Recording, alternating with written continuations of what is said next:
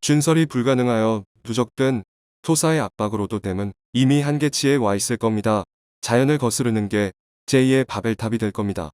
안녕하세요. 지난 2년간 폭우가 쏟아질 때마다 역대 최고 수위를 갈아치웠던 산샤댐이 결국 또 다시 신기록을 경신했습니다. 아니나 다를까 이맘때쯤 매번 들리던 산샤댐의 붕괴설도 다시 한번 수면 위로 떠오를 조짐을 보이고 있는데, 다만 차이점이 있었다면 기존의 설은 민간에서 제기된 일종의 음모론이었던 것에 반해 이번의 경우 충격적이게도 공산당 산하의 자연자원부에서 붕괴 가능성을 공식 인정했다는 것인데요. 심지어 이로 인해 발생할 수에는 그저 재앙의 시작에 불과했으니 공산당 측에서 이례적인 태도 변화를 보일 정도의 치명적인 위기가 대륙 전체를 엄습하고 있었던 것이었죠.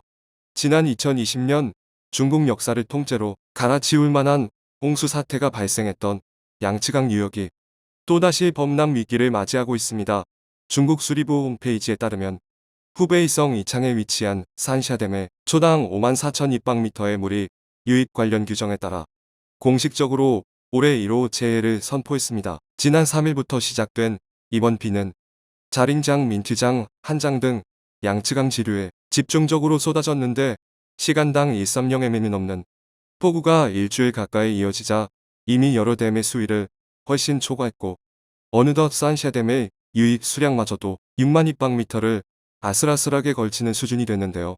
이는 올해 양쯔강 유역에서 지난해만큼의 수해가 발생하지 않았고, 주로 홍수가 집중되는 8월을 넘겼던 탓에 안심하던 당국으로 하여금 아예 실색하지 않을 수 없었는데, 다만 공산당은 전문가들의 경고가 계속되자 강수 상황에 따라 상류의 댐들과 산샤댐을 함께 조정해야 하고 홍수 방제에 경계태세를 서둘러야 한다는 등 이례적인 주문을 넣으면서도, 한편으론 산샤댐의 붕괴에 대해선 여전히 기우에 불과하다는 기존의 입장을 고수해 논란을 일으켰습니다.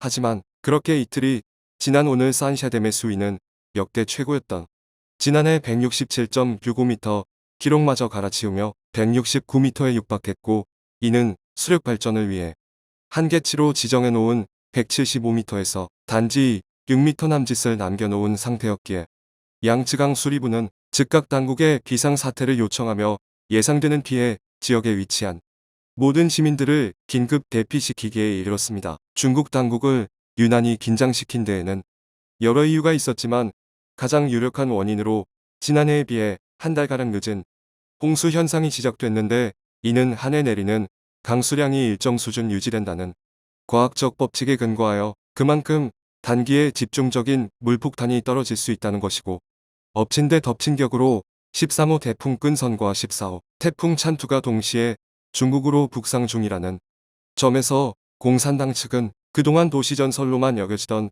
산샤댐의 붕괴가 마침내 현실로 이뤄질 수 있음을 간접적으로 언급해 우려를 높였습니다. 참고로 지난 양쯔강과 황허 등 중국 6대 유역에서 발생한 홍수는 총 21건으로, 이때 수해를 당한 인민들은 한국 인구보다 많은 6,300만 명에 달했는데, 이는 1998년 통계 작성 이래 가장 극단적인 상황으로 기상청은 당시 비록 많은 비가 내렸지만 한 달에 걸쳐 강수량이 분산된 덕에 우려됐던 재앙적 사태론 이어지지 않았다고 분석했지만, 올해 늦어진 홍수의 경우 단기간에 비가 집중될 가능성이 높다는 점에서 중국은 예상되는 모든 파괴적인 현상에 미리 마음의 준비를 해야 할 것이라는 충격적인 경고를 내놓기도 했죠. 상황이 기이하게 흘러가고 있음을 눈치챈 시진핑 주석은 즉시 자연자원부 측에 실태조사를 명령했고, 이 과정에서 지금껏 발견되지 않았거나 혹은 고의로 누락시킨 것으로 의심되는 놀라운 자료들이 함께 공개됐습니다. 2020년 하반기부터 현재까지 시행된 위성 원격 탐지를 통한 응용 보고서에 따르면 중국 내 지질재해 다발, 취약지역 및 잠재적 위험지와 관련 무려 8,450곳을 식별해낸 결과 이들 중 대부분이 후베이성 이창에 있는 산샤댐 구역에 집중됐던 것으로 밝혀졌는데, 관계자는 특히 높은 고도에서의 장거리 산사태나 불안정한 대형 경사면 등이 마을과 교통시설 수력발전소를 위협하고 강을 막고 댐을 붕괴시키는 유형 등을 주요하게 봤다고 설명하며 이러한 조사는 지난해 양쯔강 범람으로 산샤댐 수위가 상승하면서 제기된 댐 변형설이나 붕괴설이 화제가 된 데에 따른 것으로 언급했습니다. 다소 의외였던 점은 이들은 작년까지만 해도 당시 환구시보와의 인터뷰를 통해 산샤댐의 붕괴는 과학적 근거가 없는 무책임한 추측에 불과하고 다른 꿍꿍이가 있는 외신들의 부정한 의도에 의한 결과라며 비판한 전례가 있었다는 것인데 그때와는 180도 태도를 바꿔 산샤댐의 건설 운영이 지질제 해의 시험에 직면했고 중국의 모든 관측과 조기 경보 시스템을 동원해 잠재적 위험을 주시하고 있다고 밝힌 것은 역으로 그만큼 산샤댐의 상태가 위태롭다는 것을 명확히 증명하는 것이나 다름없었죠.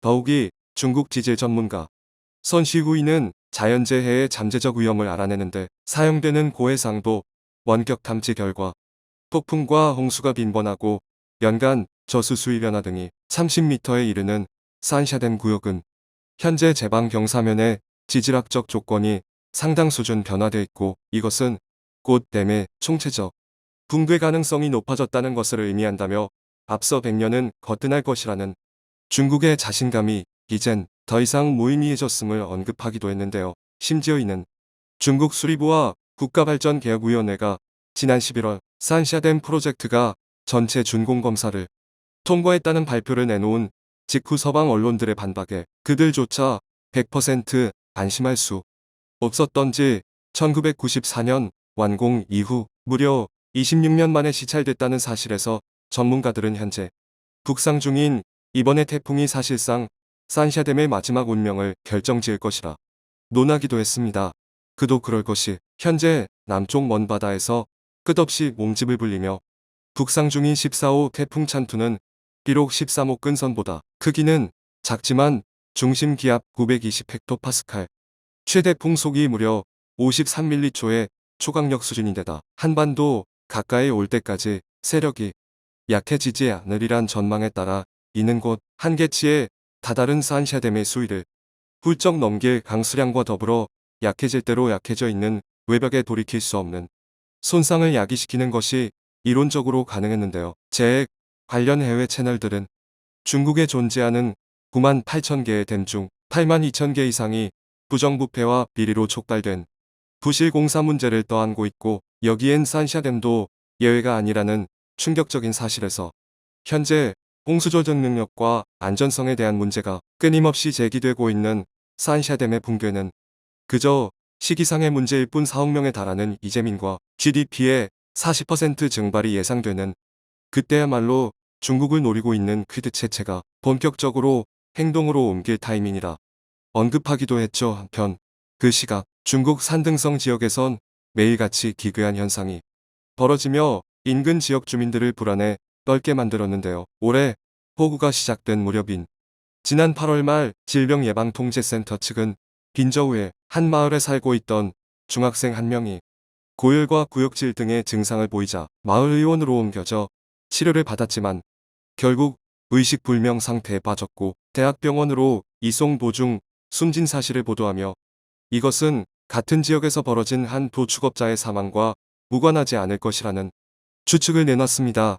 당시 그는 수십 마리의 소들이 원인 모를 이유로 쓰러지기 시작하자 자체 수습이 불가능할 것으로 판단 마을 주민들에게 이 사실을 숨긴 채 병든 소들을 몰래 도축하기 시작했는데 지린성의 한 육가공 담당자에 의해 납품받은 해당 소고기에서 검은색 피가 흐르고 이상한 냄새가 났다는 제보가 들어옴에 따라 다급히 사건 현장에 조사관을 파견한 당국은 상상도 못한 무서운 진실과 마주하게 됐습니다. 채취해온 일부 샘플에서 다름 아닌 생물학 무기에 주로 사용되는 탄저병 양성 반응이 나왔던 것. 이는 최근 홍수가 발생한 지역의 경우 효과적인 방역 시스템이 작동하지 않아 각종 수인성 동물 전염병이 생길 위험이 크다는 중국 농업농촌부의 경고가 현실로 나타난 것으로 당국은 같은 시기 허베이성 청도에서 베이징으로 이송된 환자 1명과 산시성에서 피부 탄저병 환자 9명이 보고된 것에 일거하여 물난리 속 주민들의 방역 인식 부족과 경제적 부담 혼란스러운 민간인 가축 거래 관행 등으로 중국 전역으로 탄저병이 퍼져나갈 위험이 있다면서 또 다른 재앙을 막기 위해선 신속히 감염원을 찾아내 심도 있는 조사가 이뤄져야 할 것이라 경고하기도 했죠. 하지만 더 큰 문제는 탄저병뿐만이 아니라 레이먼구 자치구에선 고위험 전염병으로 분류된 흑사병 환자마저 발견됐다는 것이고, 해당 환자 역시 목축업으로 생계를 연명하는 주민으로 밝혀짐에 따라 전문가들은 이들이 공통적으로 지난 7월 한 차례 홍수가 지나간 이후 중국 전역에서 산발적으로 나타나고 있다는 점, 그리고 대부분의 증상이 감염된 동물과의 접촉을 통해 발병되는 피부병이라는 사실에서 이번 수의 사태가 결정적인 원인이 됐을 것으로 잠정 결론을 내렸는데요. 다시 말해 산샤댐의 붕괴는 단지 수재로 인한 피해만을 발생시키지 않으리란 것. 참고로 탄저병의 경우 통상적인 치사율만 20%, 그나마 감염 24시간 내에 항생제를 투여하지 않을 시 95%로 치솟는 특징 때문에 그동안 광범위한 전염 사태로 발전한 적은 없었으나, 쥐벼룩에 감염된 모든 야생동물과의 직접 접촉과 배설물은 물론 환자에게서 나오는 작은 침방울만으로 감염이 가능하다는 점에서 이는 홍수로 촉발된 대량의 오염수가 매개체가 될 것을 감안한다면 우한 사태 초창기에 어쩌면 그 이상의 또 다른 팬데믹 사태를 몰고 온다 해도 전혀 이상할 게 없는 아찔한 상황인 것이죠.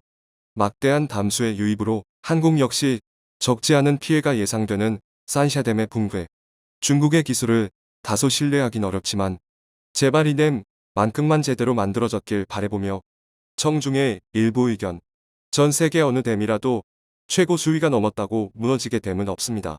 즉, 무너지는 이유가 최고 수위 때문은 아니라는 것이죠. 초고 수위를 넘으면 오버플로우 하도록 설계되어 있습니다.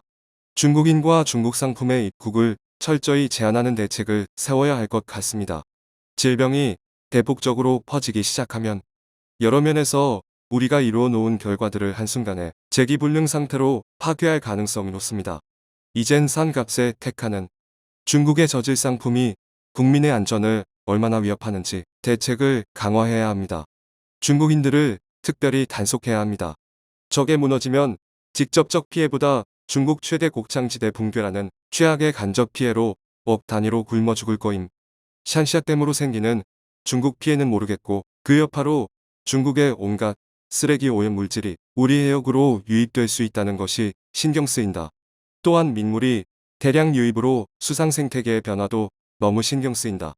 이로 인한 피해를 우리 어민들이 최소화하는 대응 방법을 찾았으면 한다. 시청해 주셔서 감사합니다.